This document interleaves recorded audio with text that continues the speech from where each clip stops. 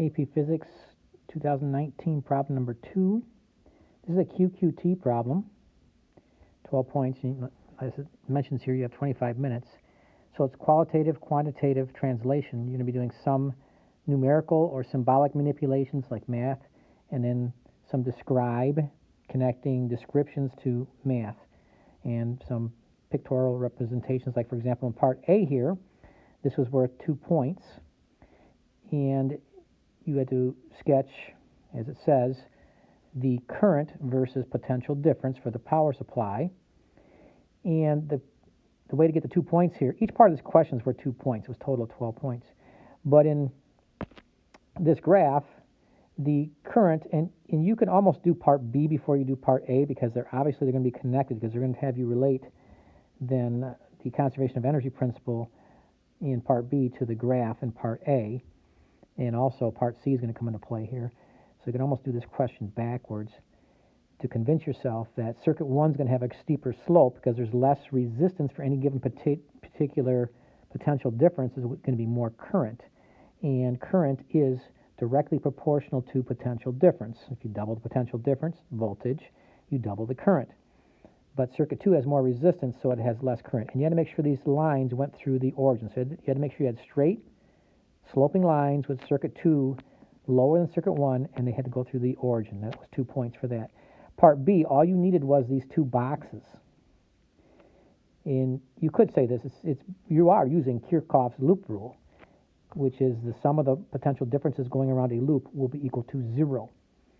His first law, the loop rule is the second law. The first law is the conservation of charge. The amount of charge going into a junction equals the amount of charge coming out of a junction. In this particular case, there's not even any junctions. They're just single loops. The meters are, in essence, invisible, like the V sub R and the A in the diagrams are more or less supposed to be thought of as invisible. That's just where you're taking measurements. And yeah, here's the ammeter right here.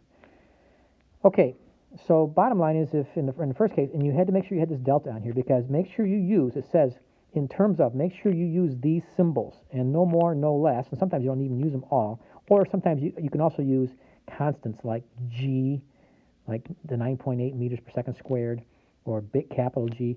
So universal constants are allowable, but here you don't even need those. Basically, it's Kirchhoff's loop rule, and you could have put an extra step in here, but basically if you go around the first loop, you have delta VPS minus V sub R, and V sub R is I times R. That's the potential difference for that single resistor when you ignore any internal resistance for the ammeter.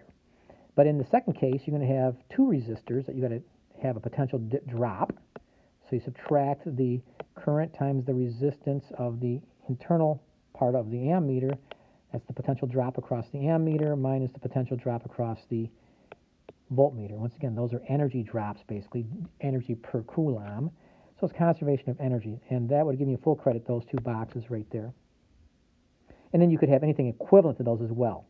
But make sure you're using the variables that they have there for you, and make sure you have that delta in there. Don't drop off the delta in this particular case. So once again, each part here is worth 2 points. Part C is worth 2 points, part D is worth 2 points, and each part of point E is worth 2 points. And that's how you end up with 12 points in this problem. And this is kind of nice because there is some actual numbers here, not just symbolics, but numbers. But in part C, it's symbolic. You're just taking the equations that we just wrote down for Kirchhoff's loop rule, solving them for I so you can relate them to the graph. So always put the y-axis variable or quantity to the left and the x variable down over to the right. And then this represents, if it's a line, it's a slope. Most of the time you're going to be talking about slopes of lines. Sometimes you have to talk about the intercept, either the x, well, usually the y-intercept. In this case, the y-intercept is 0. X-intercept is 0. It goes through the origin. So you don't need to worry about that. But this represents the slope. So you got to relate that to the slope of those lines. So somehow you have to do that, and I've done that here.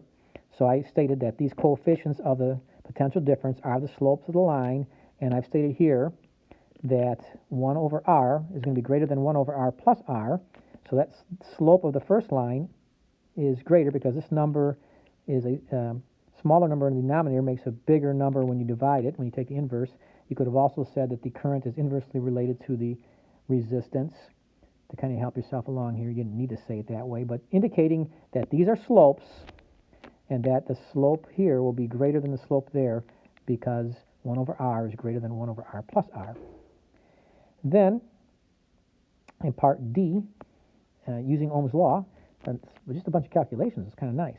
And indicating that it's a single loop. It's going back to the first circuit. So you have to make sure you put the 2.5 in here for the 40 volts, not the 3 volts.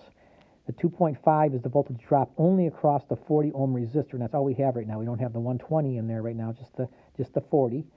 So we figure out the current through that resistor is 0.0625. And you can state, you didn't need to state this, but that the current's the same for both resistors.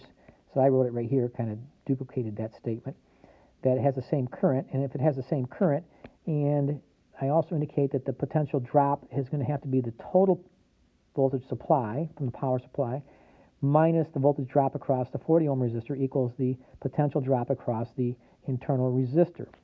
So then I plug those numbers in, 0.5 potential difference, volts potential difference for the little resistor, and then the current, which has to be the same as it was for the 40 ohm resistor, gives you a total resistance there of 8 ohms, or 8 ohm resistors internal. Then, if you add in the 120 to the circuit in place of the other voltmeter, you have to combine the two that are in parallel. The 40 and the 120 are in parallel with each other, so the combined resistance of two resistors in parallel. So show the math there. You can just show the math, and then the answer is 30. But then you got to have find R equivalent. Make sure you put this as R equivalent equals 30 plus 8, because then the replacement 30 ohm resistor is in series with the 8 ohm resistor, and they just simply add 30 plus 8 is 38 ohms.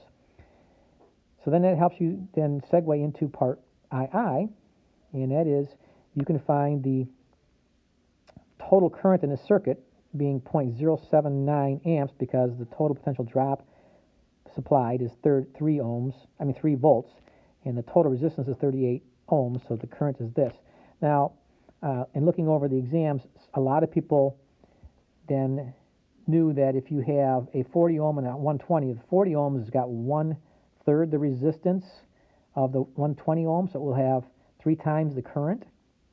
So the shortcut right now is that 3/4 of the current will go through the smaller resistor and 1/4 will go through the larger resistor. So you can just take 3/4 of this number right here to get your answer for the current through the 40 ohm, and then 1/4 times this number that will give you the current through the 120. Or you can do all the math here.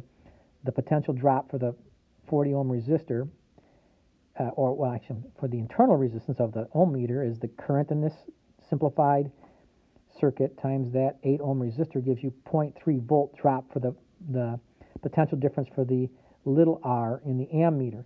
So then you take the 3 ohms minus that gives you the total potential drop for the two that are in parallel, the 40 and the 120, and you apply Ohm's law to each of those two resistors to get then the current in each of those two resistors, which then if you double check it, if you add those two numbers here at the bottom, they sum up to the 0.079 amps, so everything checks out.